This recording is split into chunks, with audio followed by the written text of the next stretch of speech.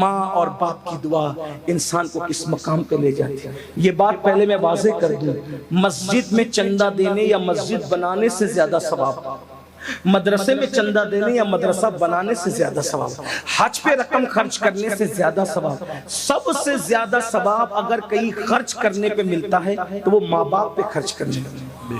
فلمیں دیکھ کر، سیریل دیکھ کر، ناول پڑھ کے، دنیا کے اس مکر اور مکرو چہرے سے متاثر ہو کر ماں باپ کو بڑھاپے میں صدمے دینے والوں، ماں باپ کے ساتھ بغاوت کرنے والوں، ماں باپ کے ساتھ غداریاں کرنے والوں، ماں باپ کو گالیاں دینے والوں، آنکھیں نکال نکال کر ماں باپ کو دیکھنے والوں، ماں باپ کو دکھ دینے والوں، ماں باپ کو گھروں سے نکال کر کبھی بہنوں کے یہاں کبھی بھائیوں کے یہاں پہنچانے والوں، ماں باپ کو چھوڑ کر سسرال میں گھر بسانے والوں، ماں باپ سے خرچہ روک کر مسجد مدرسوں میں اور نیک کام میں چندے دینے والوں، غور سے سن لو اور کان کھول کر کے سن لو، کچھ یاد رہے نہ یاد رہے، گفتگو کا یہ حصہ ضرور یاد رکھنا۔ اللہ کے رسول صادق و مصدوق مصطفیٰ جان رحمت صلی اللہ علیہ وآلہ وسلم فرماتے ہیں، اگر کوئی بندہ شہید بھی ہو جائے اور ماں باپ اس سے ناراض ہو یا دونوں میں سے کوئی ایک ہی ناراض ہو تو بھی شہادت کے بعد بھی اس کو جنت نہیں مل سکتی۔ اللہ، شہید ہو کر بھی وہ جنت میں نہیں جا سکتا۔ یہ ماں باپ شہید ہو کر بھی جنت نہیں ملے گی اگر ماں باپ ناراض ہیں۔ اور آج تو لڑکی اور لڑکیاں ماں باپ کو ناراض کر کے شادیاں کرتے ہیں، پسند کی شادی، پسند کی شادی، پسند کی، اتنا بھوت سوارے پسند۔ میں نے کہا ماں باپ کب منع کرتے ہیں؟ ہمارے یہاں تو ہے ہی پسند کی شادی، بس اتنا ہے کہ پہلے ماں باپ پسند کر لیں بعد میں تم پسند کر لیں۔ میرے بھائی اگر ماں باپ روک دیں، ماں باپ روک دے تو کعبے کی زیارت کے لیے نہیں جا سکتے۔ ارے ماں باپ روک دے تو رکنے والا تو نبی کی زیارت سے بھی رک گیا۔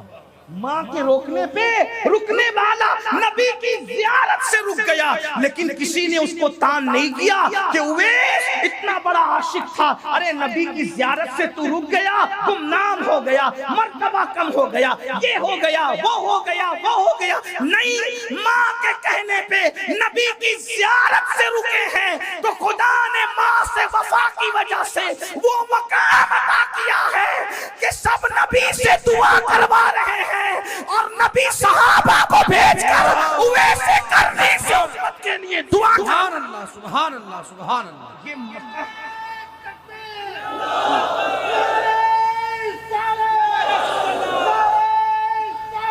یہ یا رسول اللہ۔ لیکن میرے عزیز، میرے بھائی، ہم تو یہ چیزیں صرف دل بہلانے کے لیے سنتے ہیں، اس سے ہمیں عظمت پتہ نہیں چلی۔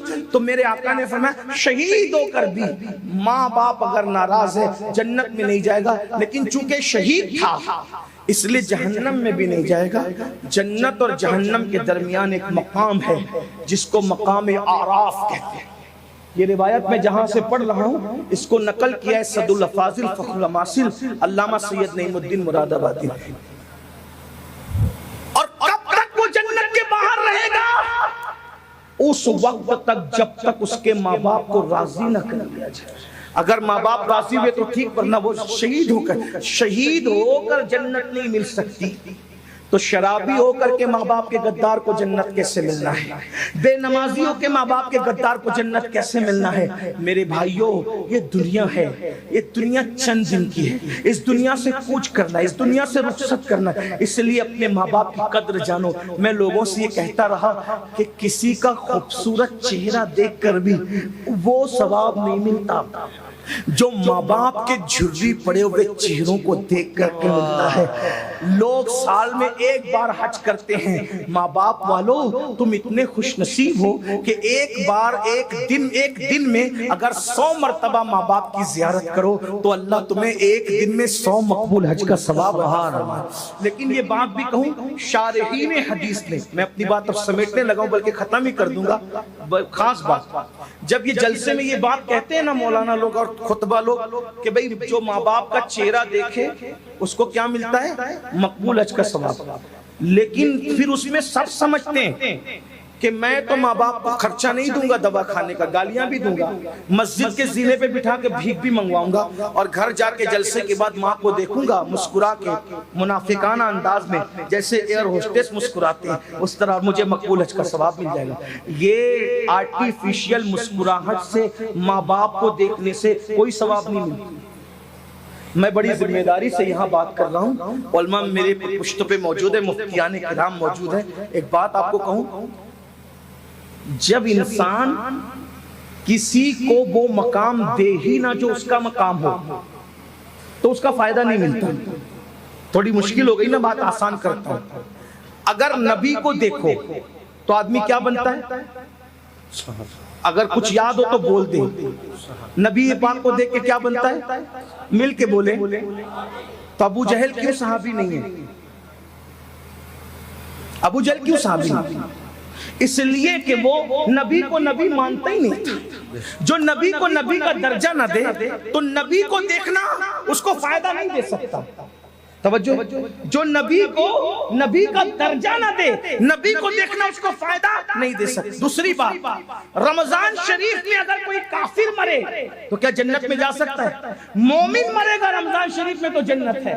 کافر رمضان شریف میں مرا تو جنوری میں مرنا اور رمضان شریف میں مرنا اس کے لیے برابر ہے، کیونکہ اس نے رمضان شریف کو کبھی رمضان شریف مانا ہی نہیں۔ تو جس نے رمضان شریف کو رمضان شریف کا درجہ نہیں دیا، اس کو رمضان شریف کی برکت نہیں مل سکتی۔ نبی کو نبی کے درجے پہ نہیں مانا تو اس کو وہ مقام مل سکتا ہے؟ نہیں مل سکتا۔ ابو جہل کو ملا، ابو لہب کو ملا، عتبہ کو ملا، شیبہ کو ملا۔ ارے بھائی، جب نبی کے مقام کو نبی سمجھ کر کے اس نے نہیں دیکھا، وہ مقام نہیں دیا، تو نبی کو دیکھنا اس کو فائدہ نہیں پہنچایا۔ تو جو اپنے ماں باپ کو ماں باپ کا درجہ دیتے ہی نہیں ہے تو ماں باپ کو دیکھنا ان کو کیا فائدہ پہنچا سکتا ہے؟ یہ ماں باپ کو دیکھنے سے ثواب انہیں کو ملتا ہے جو ماں باپ کی خدمت کرتے ہیں، ماں باپ کا احترام کرتے ہیں، ماں باپ کو ماں باپ سمجھتے ہیں، جو ماں باپ کو گھر کا کچرا سمجھتے ہیں، معاذ اللہ، پھر ان کو کیا ثواب ملنا ہے؟ تو یاد رکھنا، اتنا سستا نہیں ہے جنت کا سودا، بہت کٹھن ہے۔ ڈگر پن گھٹ کی حالت تو یہ ہے، اگر بیوی کہہ دے کہ مجھے فلاں ڈریس چاہیے تو بیوی کے لیے جیب سے پیسے نکل جاتے ہیں، لیکن اگر ماں باپ کہے دوا کے لیے چاہیے تو بے شمار ناہنجار لڑکے ہیں جو کہتے ہیں جاؤ مسجد کے دروازے پہ بیٹھ کے بھیک مانگو۔ کیا میں تمہیں یہی سب کرتا رہوں، یہی تمہاری خدمت کرتا رہوں؟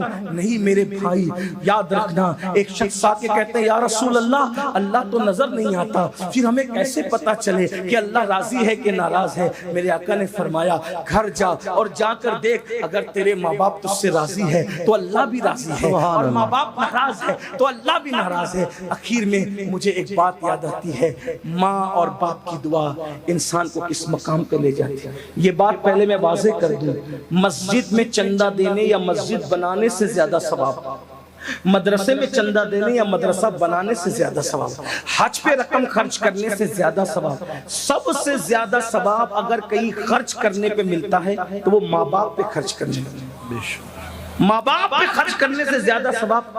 بلکہ آقا فرماتے ہیں اگر کوئی دولت مند بننا چاہے تو ہر نماز کے بعد اپنے ماں باپ کے لیے دعا کیا کرے۔ جو ہر نماز کے بعد ماں باپ کے لیے دعا کرے گا اللہ اس کی عمر بھی بڑھائے گا، اس کا مال بھی بڑھائے گا۔ صرف ان کے لیے دعا کر دو تو یہ ہے، اللہ اکبر، ان کی خدمت کرو تو کیا نہیں، خدمت کر۔ اچھا کچھ لوگ یہاں بیٹھ کر کے ابھی پھول رہے ہوں گے کہ میں تو خدمت کرتا ہوں نا حضرت، تو کیا خدمت کرتے ہیں بھائی؟ کیا خدمت؟ روٹی دے دی، کپڑا دے دیا، مکان دے دیا، میں خدمت کرتا ہوں۔ بڑی معذرت کے ساتھ میں تھوڑا صوفیہ کے نقش قدم پہ چل کر، چشتیوں کے نقش قدم پہ چل کے تھوڑی نرم گفتگو کرنے کا عادی ہوں۔ ایک بات آپ کو کہوں، ایک بات آپ کو، اگر اپنے ماں باپ کو روٹی کپڑا مکان دیتے ہو تو لوگ یہ تو کتوں کو بھی دے دیتے ہیں۔ روٹی تو دروازے پہ پڑے ہوئے کتے کو بھی لوگ دیتے، روٹی کپڑا تو دروازے پہ بیٹھے ہوئے فقیر کو بھی دیتے، بھیک منگو کو بھی دیتے۔ تو ماں باپ کی خدمت کا مطلب کیا ہے؟ یہی تو سب سے بڑا رونا ہے کہ ہم نے دین ہی نہیں سیکھا، نہ اللہ کی شان سمجھے، نہ رسول کی شان سمجھے، نہ صحابہ کی سمجھے، نہ اہل البیت کی سمجھے، نہ ماں باپ کی سمجھے، نہ بھائیوں کی سمجھے، نہ بیوی کی سمجھے، کچھ نہیں سیکھا۔ بس سیکھا تو صرف دوسروں کا معاملہ دیکھنا، دوسروں کے معاملات پہ نظر رکھنا یہ سیکھا، گناہ کرنا سیکھا، جرائم کرنا سیکھا، غفلت سیکھا۔ سنو ماں باپ کی خدمت کیسے کی جاتی ہے اس کو سمجھو اور بات پوری ہوتی ہے۔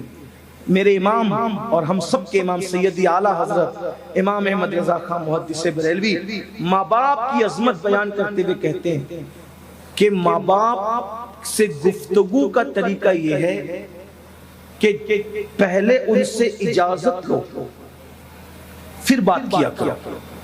بغیر اجازت تم اپنے ماں باپ سے بات نہیں کر سکتے۔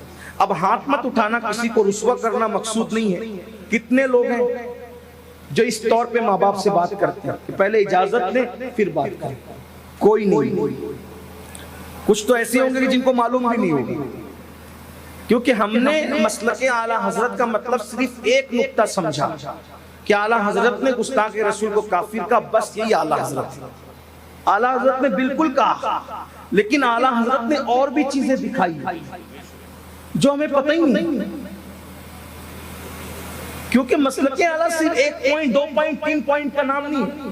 انہوں نے جو باتیں پیش کی سب سراخوں پہ، لیکن انہوں نے یہ بھی بتایا کہ ماں باپ سے بات کرنے سے پہلے اجازت لو۔ یہ جتنے نعرہ لگاتے کون ہے اس میں بتاؤ جس پہ عمل کرتا؟ اس کا مطلب ہمیں پورا مسلک اعلیٰ حضرت بھی نہیں پتا ہے۔ اسی مسلک اعلیٰ حضرت میں تو یہ بھی ہے، ابھی علامہ مفتی صاحب فرما رہے تھے متعید رہو، سیدی اعلیٰ حضرت فرماتے ہیں کسی سنی کو بے وقوف بھی نہ کہا کرو، یعنی اتنا سا لفظ بے وقوف بھی کسی سنی کو نہ کہا کرو، یہ حرام ہے۔ اور کسی نے کہا حرام وہ کیسے ہو سکتا ہے، بے وقوف تو کوئی بھی کسی کو کہہ دیتا ہے، لیکن تو کہا کہ جب تم سنی کو بے وقوف کہتے ہو تو اس کا دل دکھتا ہے، اور جب اس کا دل دکھتا ہے تو میرے آقا نے ارشاد فرمایا من آذا مسلمن فقد آذانی، کہ جس نے کسی مسلمان کا دل دکھایا اس نے مجھ محمد کا دل دکھایا۔ تو تم بے وقوف اس عاشق رسول کو کہتے ہو اور اس کا دل دکھاتے ہو، تو ادھر مدینے والے مصطفیٰ جان رحمت کا دل دکھتا ہے۔ یہ مسلک ہے میرے امام کا۔ میں کہتا ہوں اگر واقعی مسلک اعلیٰ حضرت پر عمل ہو جائے، جب بے وقوف بھی کہنے کی ہمت نہیں کرو گے تو ایک دوسرے پہ کیس کیوں کرو گے؟ ایک دوسرے کو مار پیٹ کیوں کرو گے؟ ایک دوسرے پہ ڈنڈے کیوں برساؤ؟ اور یہ جو مسلک اعلیٰ حضرت ہے، اعلیٰ حضرت نے کوئی گھر سے بات نہیں پیش کی۔ دیکھو کتنی بڑی دلیل پیش کر دی حدیث سے، من آذا مسلمن فقد آذانی، جس نے کسی مومن کو اذیت پہنچائی اس نے محمد الرسول اللہ کا دل دکھایا، ان کو اذیت پہنچائی۔ کتنا محتاط رہنے کی ضرورت ہے۔ اب بتاؤ جب آپ مسلمان کا دل دکھانا نبی کا دل دکھانے کے برابر ہے، تو جو ماں باپ کا دل دکھا رہے ان کا انجام کیا ہوگا؟ یہ بھی آیا روایتوں میں، جنہوں نے ماں باپ کا دل دکھایا ڈر ہے کہ مریں گے تو کافر ہو کے مریں گے، ان کا خاتمہ کفروں پہ ہوگا، یہ خوف ہے، یہ ڈر ہے۔ اللہ کے بندو لرز جاؤ، کانپ جاؤ اور اپنے ماں باپ کے ساتھ بدسلوکی نہ کرو۔ تو امام لکھتے ہیں کہ پہلے اجازت لو، اور اجازت جب دے دے ماں باپ تو بھی ایسے ان سے بات کرو جیسے کوئی غلام اپنے آقا سے بات کرتا ہے، یہ طریقہ ہے۔ بلکہ ماں باپ کو اگر خرچہ اور نظر بھی دو تو اپنا ہاتھ اوپر مت رکھو۔ ہمارے بزرگوں نے فرمایا اپنا ہاتھ نیچے رکھ کے ماں باپ کو نظر دیا کرو تاکہ ان کا ہاتھ ہمارے ہاتھ سے نیچے نہ ہونے پائے۔ یہ ہے ہمیں طریقہ سکھایا۔ بلکہ سیدی اعلیٰ حضرتی کی ایک بات بتاؤں، جتنا ورثے میں ملا تھا مال، اپنے باپ کے ورثے سے جتنا مال ملا تھا، وہ لوگ غریب لوگ نہیں تھے، خاندانی رئیس لوگ۔ اعلیٰ حضرت کا گھرانہ خاندانی رئیس تھا، اور یہ لوگ جو ہے وہ زمیندار جاگیردار لوگ تھے۔ ہندوستان آئے تھے افغان سے تو بھی وہ بادشاہوں کے یہیں آئے تھے، اور کوئی 5000 کوئی 6000 اور اسی طریقے سے کوئی جو ہے وہ اتنے ہزار اور اتنے ہزار پر حاکم جو ہے وہ مقرر تھا، اور بڑی بڑی جاگیریں تھی۔ تو دادا کی جاگیر سے پر دادا کی جاگیر سے وہ نسلن بعد نسلن بہت ملا تھا، جتنا ملا تھا سب ماں کے پاس لے جا کے رکھ دیا کہ امی یہ سب آپ کا ہے۔ کاغذ بھی اگر خریدنا ہوتا کتاب لکھنے کے لیے تو ماں سے لے کر، قلم بھی خریدنا ہوتا ماں سے لے، ماں سے رکھا، اپنے پاس کچھ نہیں رکھا، سب ماں کو حوالے۔ اور آج تو کس کے پاس کتنی زمین ہے ماں کو بتاتے اس لیے نہیں کہ ماں کو پتا چل جائے گا کہ دوسرے بھائیوں کو دینا، کتنی رقم ہے ماں کو بتاتے نہیں، باپ کو ماں باپ سے چھپاتے ہیں، یہ حال ہے۔ اور اس کے بعد ہم کہتے ہیں ہم تو دیندار ہیں، ہم تو دین والے ہیں۔ بڑی معذرت کے ساتھ بھائیوں، ہمیں دین سیکھنے کی ضرورت ہے۔ میڈ ان انڈیا دین جو اپنے دماغ کے اندر اپنے خط سے بنا رکھا ہے، اس کو دل و دماغ سے نکالو، اور جو مصطفیٰ جان رحمت دین لے کر کے آئے تھے اس دین پہ عمل کرو۔ اگر اس دین پہ عمل کرو گے تو انشاءاللہ دنیا بھی کامیاب رہے گی، آخرت بھی کامیاب رہے گی۔